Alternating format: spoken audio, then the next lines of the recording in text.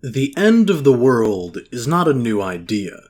Since the dawn of civilization up to the modern day, it has fascinated and terrified humanity. But for most of human history, it remained just that, an idea. Until on a bright summer's day 75 years ago, that all changed, and the idea suddenly became a very possible reality. Since then, the concept of nuclear annihilation has been explored across every medium, from books to movies to video games. It is truly terrifying to think that with the push of a button, civilization as we know it could cease to exist. And yet, it can be argued that the existence of these apocalyptic weapons has prevented, and still prevents, another world war.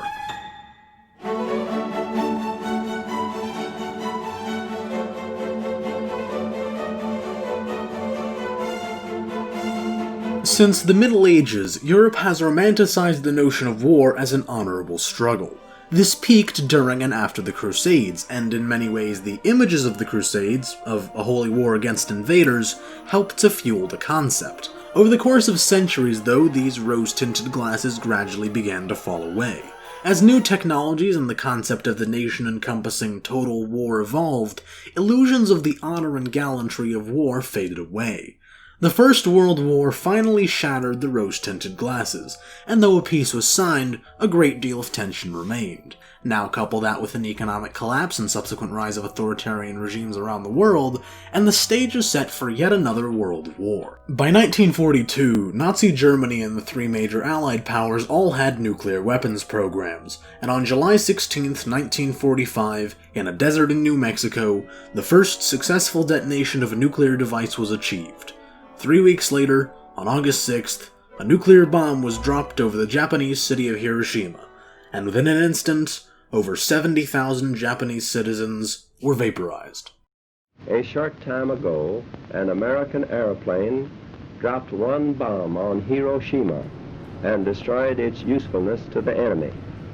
That bomb has more power than 20,000 tons of TNT. It is an atomic bomb. It is a harnessing of the basic power of the universe.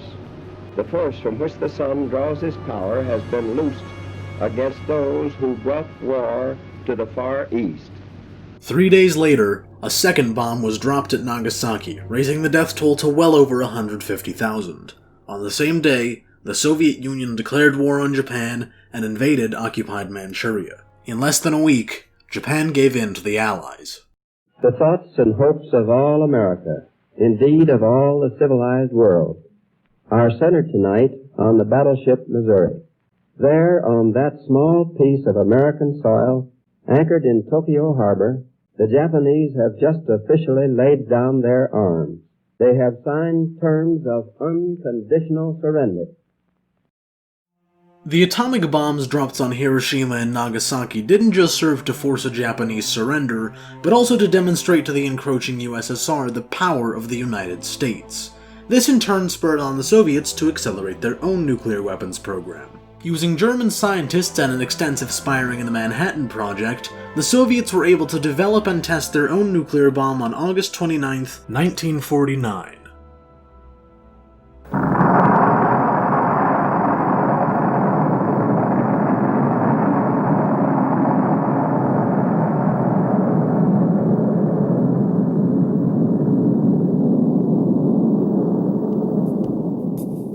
Much of the world found itself divided into West and East, American and Soviet, and a third world war to follow up the second one seemed almost inevitable. As the war was nearing its end, Winston Churchill and the British Chiefs of Staff even thought up a plan named Operation Unthinkable, which consisted of an invasion of Eastern Europe to end Soviet occupation, but it was scrapped due to the absolute scale of destruction that it would involve. Nonetheless, the threat of nuclear annihilation was a part of daily life. There was a turtle by the name of Bert, and Bert the turtle was very alert. When danger threatened him, he never got hurt. He knew just what to do. He ducked and cover, ducked and cover. He did what we all must learn to do. You and you and you and you, duck and cover. The USSR and the West were ideological polar opposites: Western capitalism versus Soviet communism, Western democracy versus Soviet totalitarianism, Western religious freedom versus Soviet state atheism. And yet, despite all this, there was never a war between the Soviet Union and the Western powers. The Cold War never got hot, and there is a simple reason for this: nuclear weapons. As strange as it may sound at first, these weapons of Armageddon almost single-handedly prevented World War III, because they made war so devastating that there would be no victor. The existence of nukes gave us rules that we had to play by, and made any direct aggression against the other side impossible. Without these rules, this would have gone the same way as any other rivalry between nations: tension, escalation, and finally war. Instead, the Cold War was fought using more covert means: influencing elections, propping up allies, and even sometimes direct military intervention in proxy wars. People tend to look on nuclear weapons in a near universally negative light, what with their potential to destroy human civilization. It's easy to point to any number of flare-ups during the Cold War and think how close we came to nuclear destruction. For example, the Cuban Missile Crisis is the closest the world ever came to all-out nuclear war. And yet, conversely, the simple existence of nukes as a factor likely prevented war, and forced the two sides that were ready to pounce on one another to reconcile and reconsider. The fact of the matter is that the very threat of nuclear war forced détente. And yet, despite the nuclear deterrent, it seems like the world is engulfed in endless smaller wars. This is called the stability-instability paradox. The paradox states that nuclear stability and conventional military stability have an inverse relationship. As the likelihood of nuclear use increases, the likelihood of conventional conflict declines, and as likelihood of nuclear use declines, the likelihood of conventional conflict increases.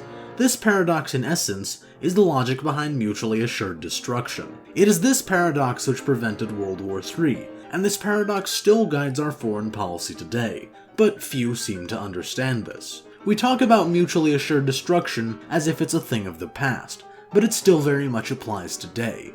Just take a look at India and Pakistan.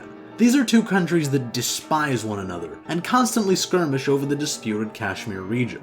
Yet full-scale war is prevented by the fact that both sides have large nuclear arsenals. Neither side is willing to take direct action against the other due to the sheer scale of destruction that it would cause. Often, people will advocate to denuclearize altogether, to remove the possibility of nuclear war completely. While it sounds nice, it's an entirely untenable idea in practice. Once a technology is learned, it cannot be unlearned. When the genie has escaped the bottle of human innovation, it cannot be stuffed back in.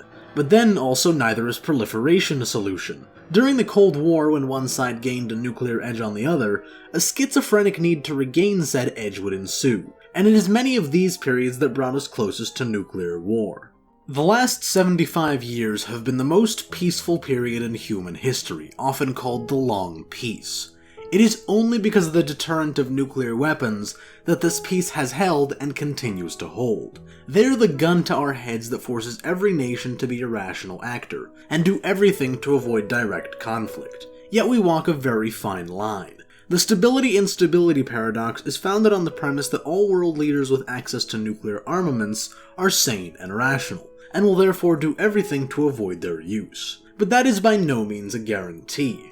Let's say, for example, a religious extremist came to power in a nuclear country and decided to use nuclear weapons to bring about a prophesized Armageddon, like, for example, a certain Middle Eastern country. Geopolitics tainted by idealism, and especially with something as delicate as nuclear weapons, is a nightmare recipe, and it is a responsibility of us all to make sure our leaders are rational and accountable. To end on a note of careful optimism, it may well be that we shall, by a process of sublime irony, have reached a stage in this story where safety will be the sturdy child of terror, and survival the twin brother of annihilation. In Alamogordo, New Mexico, just a few years ago, while the nation of this world were at war, America's greatest men were... Thank you for watching. This video took an inordinately long time to make as I used the waning days of summer vacation editing 8 hours a day. I wasn't alone in this though. This video was part of a multi-channel collaboration called Atomic August. with me, Waltz Krieger, Politics with Paint, and Raheel Siddiqui. Their channels will be linked in the description along with the Atomic August playlist. Now, apparently, as many as 55% of my viewers are not subscribed. If you happen to be among that 55% and you've made it this far, honestly, what do you have to lose except your time and faith in humanity? So, subscribe.